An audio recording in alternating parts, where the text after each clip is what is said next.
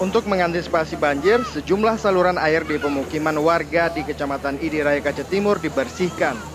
Sebuah alat berat dikerahkan untuk mengeruk sejumlah saluran air yang mulai tersumbat akibat sampah dan endapan lumpur.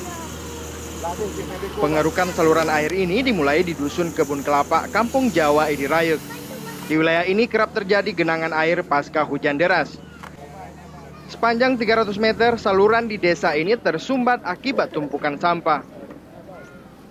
Bupati Aceh Timur Hasbalah M. Taib meminta seluruh aparatur kampung di Idi Raya agar selalu menjaga kebersihan lingkungan sehingga kota Idi Raya terbebas dari banjir. Hasbalah yang kerap disapa Rocky juga turun langsung ke lokasi. Rencananya pemerintah Kabupaten Aceh Timur akan merelokasi sekitar 17 rumah warga yang dibangun sepanjang saluran pembuangan air yang menghubungkan langsung ke Kuala Idi. Pembangunan jalan dan perbaikan saluran air di Kampung Kebun Kelapa merupakan bagian dari pengembangan kota Idi Raya sebagai ibu kota Kabupaten Aceh Timur.